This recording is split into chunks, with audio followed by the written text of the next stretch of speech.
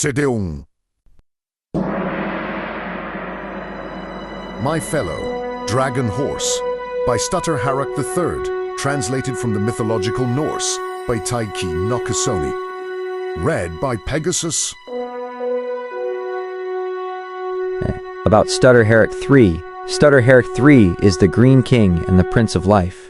In a dark fantasy world that is often brutal and unforgiving, he stands as the intellectual leader of the four Dragon Horse brothers.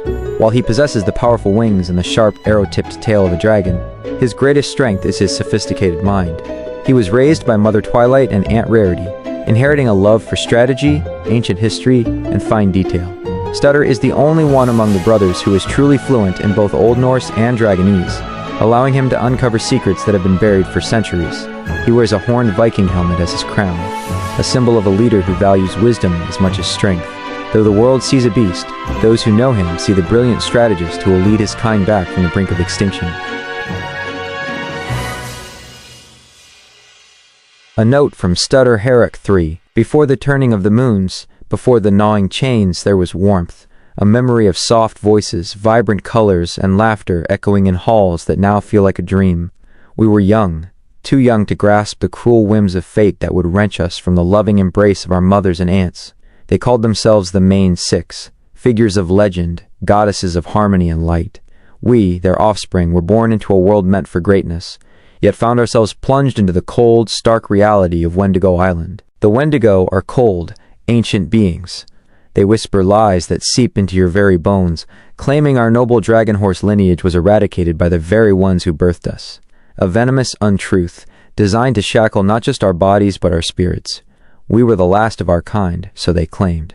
I, Stutter Harak III, burdened with the title of Prince of Life, was forced to navigate a landscape where every breath was a calculated risk. This is not a tale of friendship's gentle bloom, but of freedom's desperate claw, of the truth unburied, and the chilling mist that promised either doom or a new, terrifying beginning. This is our beginning. Chapter 1. The shadow of the past. Long ago, before the frost bit into our souls, there was a legend of a sun that never dimmed, and of ancestors who flew through skies that weren't choked by the frozen breath of the Wendigos. But that legend felt like a cruel joke as we hauled jagged crystals from the deep mines of Wendigo Island. The wind shrieked through the quarry, a sound like 1,000 dying screams. I stood with my hooves sinking into the gray slush, my forest-green scales shivering. Beside me, Fishrunt struggled with a crate twice his size, his heavy mace tail dragging in the mud. Stutter, it's getting darker, Fishrunt whispered, his blue eyes searching mine for hope. Do you think the mothers are still looking? Or did they really give up on us? The Vetir, these Wendigo, desire only your despair, Fishrunt, I replied, adjusting my Viking helmet to shield my eyes. In the Forenty, the ancient times, truth was a bright flame. Here, lies are the only things that grow in the frost. Hey, less talking, more digging, a skeletal Wendigo guard hissed, its frost-covered antlers gleaming like bone shards. Your debt to the ice will never be paid. A shadow blotted out the pale light. Rainlout plummeted from the clouds, his black wings snapping open. Did you see that? He yelled, his American accent booming. I just hit Mach 1 through the north spire. Those guards couldn't catch me if I was flying backward. I'm Rainlout. I'm built for the sky, not this pit. Pipe down, ya loudmouth sky jockey. Seedlout growled, trudging up with a heavy pickaxe. His red scales were scarred, and his blond mane matted with ice. You'll have the whole pack swarming us like flies on a carcass. I'm trying to keep me grit together, and your bloody yapping is making it hard to hear the guards coming in it. Chapter 2. The Forbidden Truth. The archives were a place of ancient wisdom, but now they were a tomb of secrets. Under the cover of a blinding blizzard, we snuck into the forbidden vaults. I brushed the frost off an ancient stone tablet, my eyes widening as I translated the Old Norse and Dragonese runes. By the Megir, the ancient powers, it's a lie, I breathed, my voice shaking. Everything they told us. The Main Six didn't abandon the dragon horses. The Wendigos ambushed them. They stole us as infants to harvest our magic. I knew it! Rainlout snarled, his wings twitching. I'm gonna fly up there and tear their icy throats out. Patience, brother, I cautioned. Vengeance is a cold dish, but victory requires a rath, a strategy. If we strike now, we fail. We wait for the mist. Chapter 3. The Prince's Gambit. A prince would lead his people with a golden crown, but I would lead my brothers with a plan of iron. We gathered in the shadows of the North Crag, the air thick with the smell of an impending storm. Rainlout, Lead the flyers into the gorge, I commanded. Make them chase you until their wings freeze solid. Finally!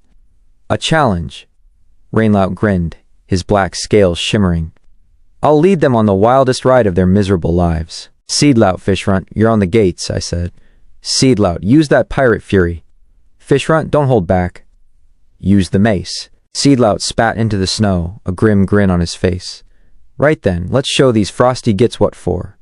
I'll bash their skulls in till they're naught but ice cubes, I will. Chapter 4. The Shattering. The island was once a place of silence, but tonight it was a place of war. The night exploded into chaos as Rainlout's roar echoed across the peaks. Hey, bone bags! Catch me if you can. A swarm of wendigos took flight, their glowing eyes fixed on the black streak darting through the canyons. Now, Fram! I yelled. We charged the main gate. A guard blocked our path, but Fishrunt didn't hesitate.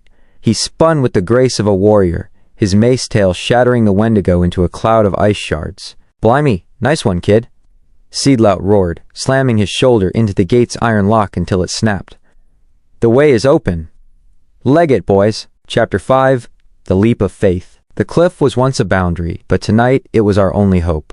We reached the edge of the world, a 1,000-foot drop into a sea of churning black water. Behind us, the shrieks of the Wendigo pack were closing in. They're right on us, Fishrunt cried, his blue scales bright against the snow. Rainlout now, I shouted. Our brother dropped from the sky, skidding to a halt beside us. There's 100 of them coming.